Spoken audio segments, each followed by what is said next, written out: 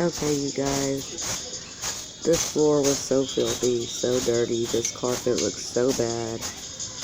I do sweep it and I also do vacuum it, but it needed a really good sweep because it has little grooves in there, and I don't know if y'all can see that or not, but it's really hard sometimes to get all that up with the vacuum cleaner. Sometimes I end up sweeping it and then going back over and having to vacuum it as well, but today I'm just sweeping it and giving it a really good sweep.